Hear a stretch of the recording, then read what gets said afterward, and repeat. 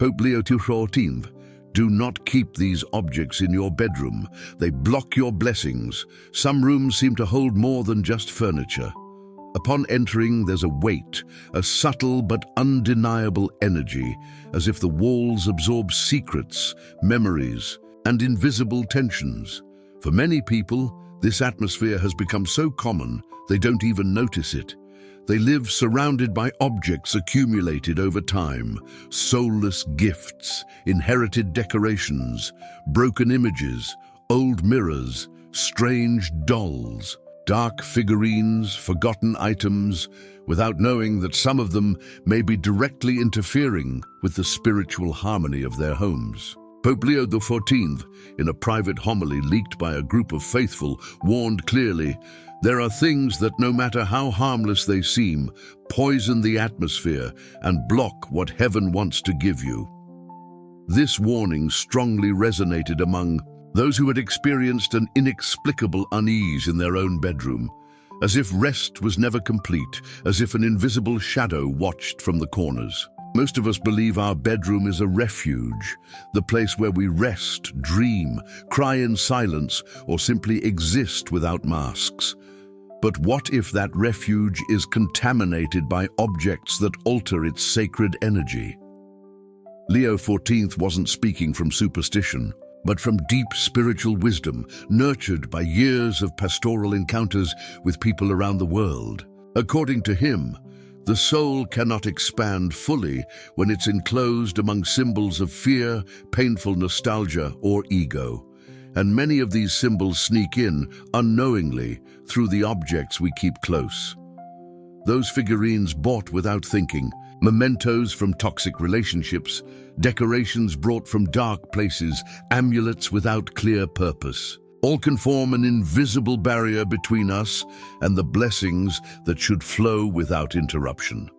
This video is not just a list of warnings, but a deep journey into the spiritual understanding of our most intimate environment. If you've ever felt that despite your prayers, efforts, or good intentions, something seems to be holding you back in life, this message might open your eyes. Stay until the end, because you will discover which objects you must remove from your room, why they act as energetic blockers, and how to free the space so that peace, health, and abundance may enter without obstacles. Like this video if you've ever felt something invisible affecting your rest. Comment if you keep objects without knowing why. And subscribe now, because this revelation isn't just about redecorating your room. It's about transforming your life from within. In a small rural community in Colombia, a woman named Celeste began to notice that her room felt heavier and heavier. She slept poorly, had nightmares, and every time she lit a candle to pray, the flame went out on its own. Celeste was a woman of faith, but she felt something was blocking her connection to the divine. During a pastoral mission in the region, she received a visit from a priest trained in inner spirituality, who stopped abruptly when entering her room and seeing an old mirror with a golden frame. "Where did this come from?" he asked. Celeste explained she had inherited it from an aunt who practiced esoteric rituals, but had never paid much attention to it. The priest, with a serious look, said, "This object holds images that are not yours. Every time you see yourself in it, you receive a part of those memories." A few days after removing the mirror, the atmosphere in her room changed completely. Pope Leo XIV, in an intimate talk with a group of young religious in Montevideo, recounted cases like Celeste's to explain that not all harmless-looking objects are spiritually innocent. According to him, many items carry what he called residual presences.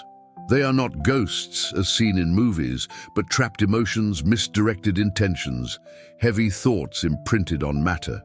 Objects such as antique mirrors, dolls with glass eyes, broken paintings, distorted sculptures, photographs of deceased people not blessed. All these can act like spiritual antennas that interfere not only with your rest, but with your vital energy.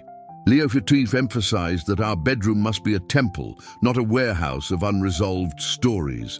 Celeste's story is not an exception. It's one example among many. And you, have you checked what's hanging on your walls? What's under your bed or stored in your drawers? This video isn't meant to instill fear, but to awaken awareness. The objects around us influence more than we imagine. Join us on this journey, because in the coming minutes you will hear real testimonies, concrete recommendations from Pope Leo XIV, and the signs you should watch for to know if your room needs a spiritual cleansing, like if you've ever felt an object had something strange. Comment if you have something in your room that you're not sure why you still keep. And subscribe right now, because what follows is a guide that might restore light to your most sacred space. In Buenos Aires, a mother named Veronica kept an old stuffed animal that belonged to her deceased daughter in her room. The toy, a plush giraffe with button eyes and worn seams, sat on a shelf beside unlit candles and photographs. Every time Veronica entered her room, she felt a mix of love, melancholy, and an unexplained tightness in her chest. 7 years had passed since the loss, yet something inside her hadn't found peace. During a special mass for the deceased, the priest said, "Some objects not only hold memories, they seal emotions." That day, she began to wonder whether keeping the stuffed animal was an unconscious way of not letting her daughter go. Pope Leo XIV spoke about such cases in a closed conference. When you hold on to pain from something given in love, you block the blessing that is coming. Leo XIV wasn't asking anyone to forget, much less to dishonor the memory of the departed. But he warned about clinging to pain encapsulated in personal items. According to him, rooms become sanctuaries of suffering. When we don't learn to let go, the stuffed animal, for Veronica, had ceased to be a symbol of tenderness and had become an emotional anchor. Every time she saw it, her soul returned to the moment of loss, and with it, the possibility of healing was paused. The Pope taught that objects we love must be transformed with intention, blessed, offered, integrated into memory from a place of peace. Otherwise, they become portals through which sadness enters uninvited. A living person's room must not be an altar to emptiness, but a space for hope. After much prayer and with help from her community, Veronica decided to donate the stuffed animal to a children's home, along with a heartfelt letter. That night, she slept peacefully for the first time in years. Days later, she dreamed of her daughter smiling in a field of flowers. She didn't know if it was real, but it felt like a sign. Since then, her room contains only a small wooden cross and a lit candle. She says she breathes differently now. This story, like many others, invites us to examine the intention behind what we keep. Stay with us, because later we will talk about the most common symbols that block blessings without you even knowing, like if you've ever had trouble letting go. Comment about an object that connects you to a difficult moment, and subscribe, because every testimony is a door we open together toward healing. In the city of Quito, a young man named Andres began collecting talismans and amulets out of curiosity. Chains with esoteric symbols, energy stones of unclear origin, oriental figures bought at flea markets, and even fragments of ritual candles from people he no longer saw. He did it without malice, simply because he liked strange objects and had heard they supposedly brought good luck. But over time, his life began to close in strange ways. Promising business deals would fall apart at the last moment. Personal relationships grew tense, and his sleep was interrupted night after night with inexplicable startles. It was his grandmother who one afternoon asked him, "Do you have something strange in your room?" When he showed her the collection, she made the sign of the cross and said, "You're sleeping, surrounded by energies you don't understand." That was the beginning of a change that would transform his worldview. Pope Leo XIV was very clear about the objects that, under the guise of protection or power, can become sealed gates against blessing. In his homily, "Faith needs no strange adornments," he explained that many amulets, far from protecting, confuse the spirit, not because they have inherent power, but because we place in them the faith that should be directed toward the divine. And where there is confusion, there is blockage. The Pope especially warned against accumulating objects with no clear purpose, unknown origin, or used in rituals we don't understand. According to him, not everything that shines in a store is neutral. Some items carry energetic charges or foreign intentions that remain active as long as the object stays in our intimate space. Sleeping next to them is like silently conversing with energies that don't belong to us. Andres took weeks to make a decision, but he eventually got rid of everything. He took the objects to a mountain, prayed out loud, gave thanks for what had been lived, and left them on the earth as if closing a cycle. Since then, he says his room seems to breathe differently. He regained restful sleep, and little by little, his life began to flow again. Today, he only keeps a wooden cross above his bed, a Bible on his nightstand, and a small image of Saint Michael that belonged to his mother. And every night before bed, he gives thanks out loud. His story reflects what Leo XIV said many times: "Nothing blocks blessing more than confused faith." Stay with us, because later you'll discover other objects, even common ones, that may be interfering with your soul's peace. Like if you've ever felt something draining your energy in your own space. Comment if you've ever had amulets without knowing where they came from. And don't forget to subscribe. Sometimes a single decision transforms an entire life. In the heart of Lima, a woman named Marta kept several old photographs on her nightstand.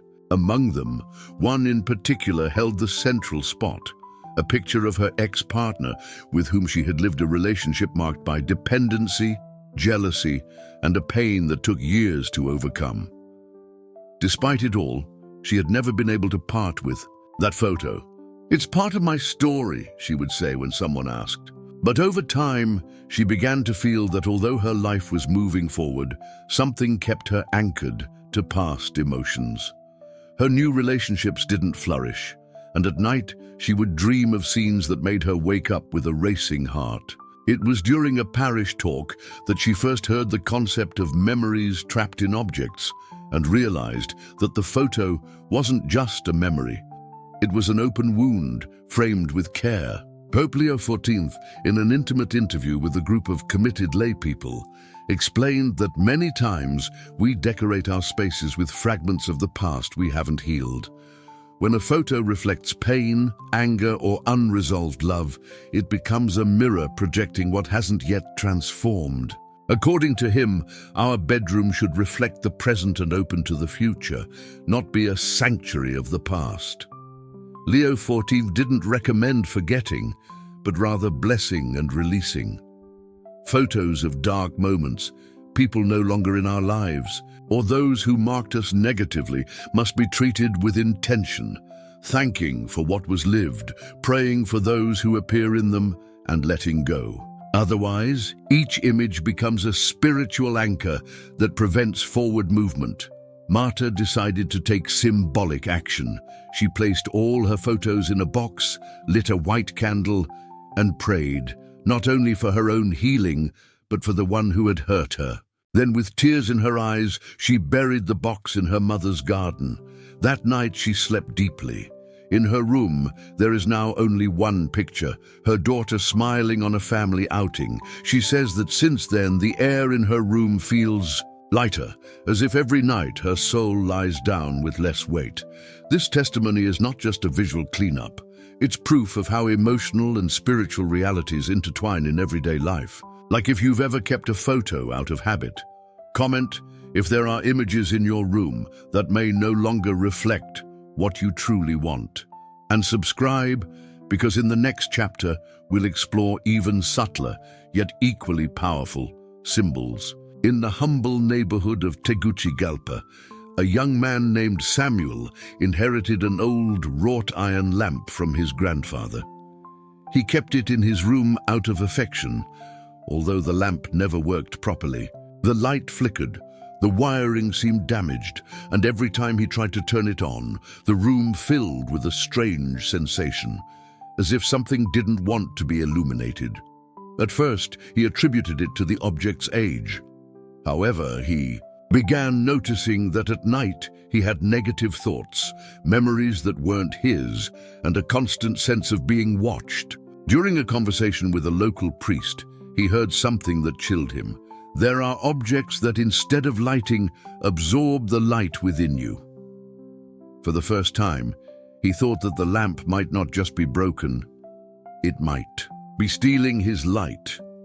Pope Leo XIV, in one of his most talked about spiritual retreats among the faithful, discussed how certain objects meant to represent clarity and protection can end up functioning as symbols of internal blockage. Not everything that was useful still serves spiritually, and not everything inherited brings blessing. His reflection pointed to the importance of honestly reviewing the items in our most intimate spaces. Lamps especially carry deep symbolism. They represent guidance, the light of the soul, discernment. When one of these items no longer functions, yet stays out of stubbornness or guilt, it can also occupy an energetic space that interferes with inner clarity. Leo XIV insisted, "If something doesn't light you up, it's probably dimming you." Samuel reluctantly decided to let go of the lamp. He didn't throw it away. He took it to the cemetery where his grandfather rested and left it there with a prayer of gratitude. Back home, he placed a small blessed oil candle in its place, lighting it every night for a week. Since then, he no longer suffers from insomnia, dark thoughts, or emotional heaviness. His room, he later said, feels like mine again. This story shows that sometimes, out of love or habit, we allow inactive objects to occupy sacred places, and little by little that dims our own light. Like if you've ever kept something just because it came from a loved one. Comment if there's something in your room that no longer represents you, and subscribe, because we're approaching the most dangerous objects, the ones that seem harmless, but silently distance you from your blessings. In a town near Cusco, a young woman named Mariana moved into the house where her grandmother had spent her final days. Upon moving in, she decided to keep many of her grandmother's belongings: old blankets, vintage dresses, and a thick wool coat that still hung in the main bedroom closet. Mariana kept them out of respect, convinced that it was a way to honor someone she deeply loved. However, from the moment she moved in, she began to experience a strange discomfort every time she entered the bedroom.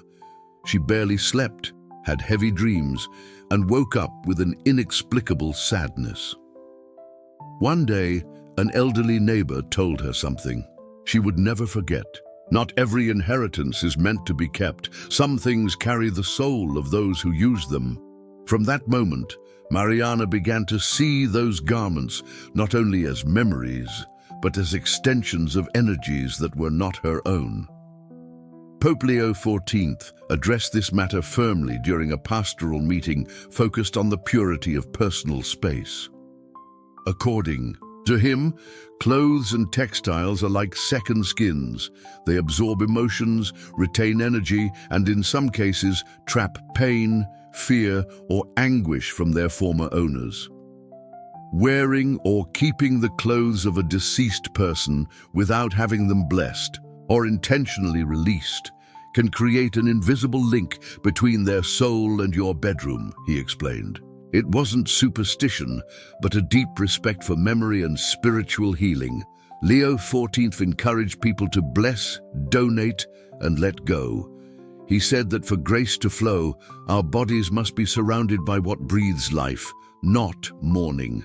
And this includes even our most intimate items, the clothes we wear and the ones around us as we sleep. Mariana decided to perform a simple ceremony. She washed all the garments with holy water, prayed aloud, and selected several to donate to those in need. She kept only one scarf, to which she added a small crucifix and stored it in a box alongside a handwritten prayer. Since then, she says her room feels more like hers, more present, more alive. And now, when she dreams of her grandmother, there are no more tears, only smiles. This case shows how even the noblest objects can become invisible barriers if not integrated with light, like if you've ever inherited something and weren't sure if you should keep it. Comment if you have clothes stored away that you don't wear anymore but can't seem to part with. And subscribe, because in the final chapter, you'll understand what to do with everything you've discovered today. On a quiet spring night in Seville, a woman named Clara decided to follow every step she had learned during a conference on spiritual objects in the home. She had lived for years, surrounded by paintings she didn't understand, dark figurines she had bought at craft fairs, and gifts from people no longer in her life, but still present in every corner of her room. She kept them out of habit, not wanting to seem ungrateful or out of fear of erasing parts of her story.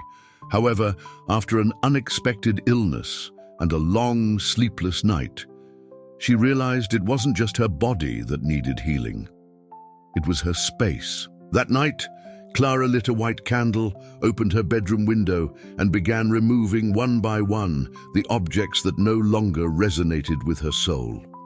She cried, laughed, prayed, and as she emptied the space, something inside her also opened. Pope Leo XIV always insisted that true spiritual cleansing begins when we can look without fear at what surrounds us. It's not enough to dust. You must cleanse the energy, the memory, the intention. He taught that our intimate environment, especially the place where we sleep, is an extension of the soul. If it's filled with purposeless, unblessed, or unloved objects, then our prayers bounce back, our intentions get clouded, and blessings remain stalled at the door. According to him, God respects the space we create. If we fill it with chaos, he waits. If we purify it, he enters. Leo XIV encouraged turning our bedroom into a sanctuary, not with luxuries, but with intention. A cross, a candle, a sacred image, or a written prayer made with faith can be more powerful than any talisman or amulet the world offers. Clara finished her cleansing at dawn. She lit incense, placed a small cross above her bed, and wrote a letter, not for anyone else, but for herself. In it, she forgave herself for the neglect, thanked herself for enduring, and promised never again to share her space with anything that didn't uplift her. Since then, she sleeps peacefully, dreams clearly, and has recovered something she thought lost, the feeling of being accompanied. Her story is not an exception, it's an invitation. Today, you too can open that door. Look at your room with new eyes. Ask yourself, does this bring me light? Does this connect me to God? Does this bless me or block me? Like, if you felt this message spoke to you, comment on what you'll do starting today, and subscribe, because on this channel we continue revealing the little things that can open the biggest doors.